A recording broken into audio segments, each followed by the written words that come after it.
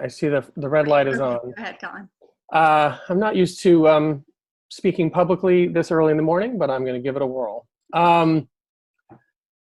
So my two earliest Jewish memories are putting on a kippah and saying the bracha over graham crackers and juice at the Jewish Center on 86th Street in the preschool there, and then also making a Jewish star for our Christmas tree for our apartment upstairs in the building next door.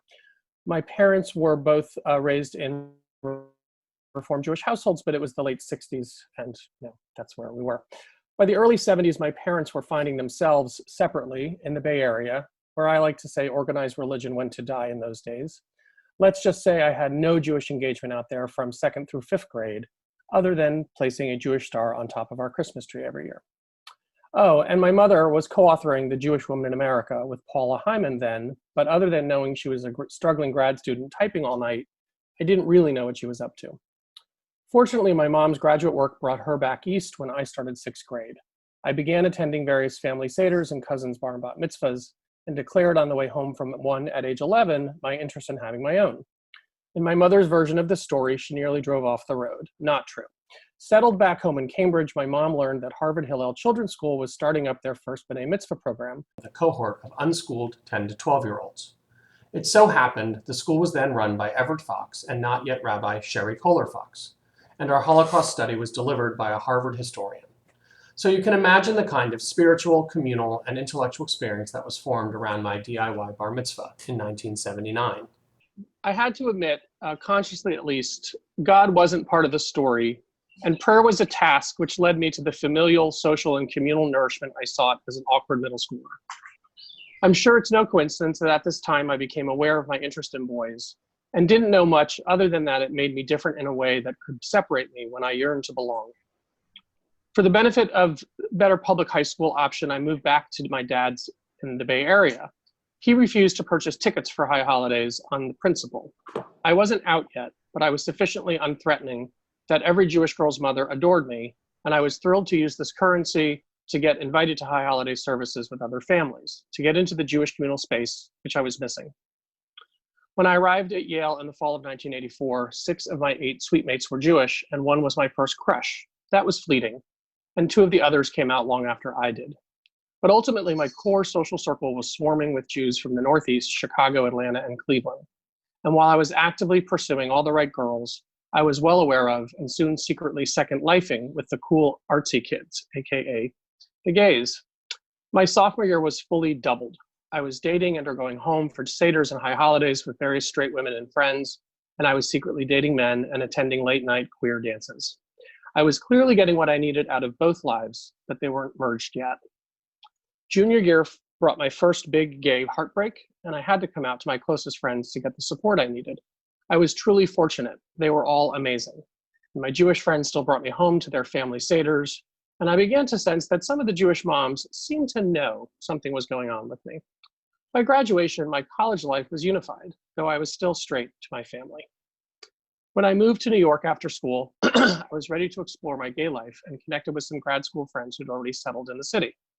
My coming out to my family happened pretty quickly and uneventfully, though I did notice that compared to my non-Jewish friends, the Jews seemed to, generally, in my world, had a far easier time coming out. And somehow, no matter which gay bars or clubs I went to, I always ended up dating Jewish guys. But that's another story. Back to this one. A close friend brought me to CBST for Yom Kippur in the fall of 1988. I was not yet activated politically as a gay man, and CBST felt more like an AIDS survival and support group than a Jewish spiritual community. Nothing about the services felt familiar. I didn't realize it at the time, but all those years of prayer and ritual did penetrate my soul, and I missed the liturgy and the music and the feeling. Over the next few years, my involvement in ACT UP and the AIDS Walk heavily intersected with the CBST community, making the services relevant, even if not yet resonant spiritually. At that time, with young men dying miserably all around me, the absence of God was as close as I could get to considering God's existence in the world. That changed with the arrival of Rabbi Sharon Kleinbaum in 1992, who somehow had the vision, the wisdom, the will, and the guts to hold the unspeakable pain and loss of the community from AIDS and the cruel rejection which so many experience from their families and their former Jewish communities, and still insist that through our Jewishness, our history, our ritual, and our text, we could find strength, tshuva. She was right. And through her vision, much of the familial ritual and meaning which I missed came into CBST prayer, and my social and communal activities increased, leading to my lay leadership role in the World Gay Pride Organizing Committee. The Pride itself was sadly canceled due to the Second Intifada. At the time, I was honored with a Rosh Hashanah Aliyah on stage with my parents in the audience at Town Hall. Who'd have thunk? Fast forward to 2009, I was running the AIDS walks in New York, LA, and San Francisco, spending time in all three cities. The idea of co-parenting a child with a friend of a friend was becoming real. And beside the obvious logistical hurdles of my professional life, I had the epiphany that being the kind of dad I imagined wouldn't be possible given the psychic toll of my work. I thought maybe a Jewish job would allow me to work my values, but not so urgently every day. If only I knew. The epiphany led to a conversation which literally lit the actual Jewish telegraph lines, and within a few weeks, I was mapping my return to New Haven as Yale Hillel's advancement director. On the drive from my confirming interview, we got news of Stella's impending arrival. I guess it was Beshert. My onboarding began at the National Hillel Confab in St. Louis in August of 2010. Having been professionally gay for a number of years, I was stunned at the diversity of and my reception by this Jewish cohort and their interest in my gay and AIDS activist history. My belief that the Jewish community was well ahead of many in regard to embracing LGBTQ members was thus reaffirmed. At the same time, my relative lack of Jewish knowledge that would have been conveyed through a traditional 8-year Hebrew school or more versus my 3 years of DIY, and not having attended Jewish summer camp became increasingly clear to me, even if no one else was noticing. And so I had this weird experience of feeling embraced as a gay man and like an outsider because I wasn't Jewish enough.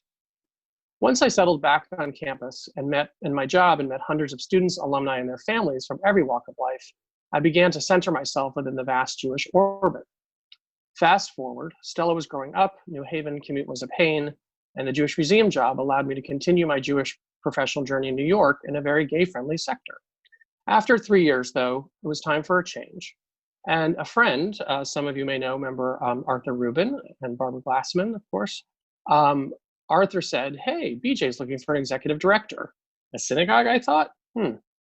Then I met Rolly, and he shared BJ's story, and I shared my story, and he thought, this is just what BJ needs, or something to that effect. I didn't realize it, but BJ was just what I needed.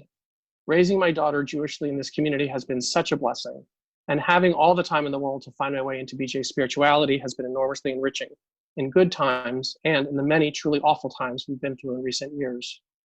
My questions about God in formal prayer are large and active in a way that they never were before, but not really animated by my queerness, very much animated by all that is wrong in the world. This Pride Month has been unusually challenging for me. Being proud, being seen as a Jewish leader who is gay, just at the moment when I am confronted with my white privilege on a profound level, was truly heartbreaking and soul-crushing.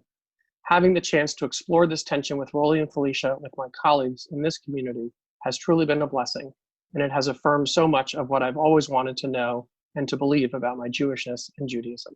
Thanks for listening. Beautiful. Yasher koach. Thank you. Thank you. Thank you, Abby. Thank you. Thank you so much, Colin. Thank you, Abby.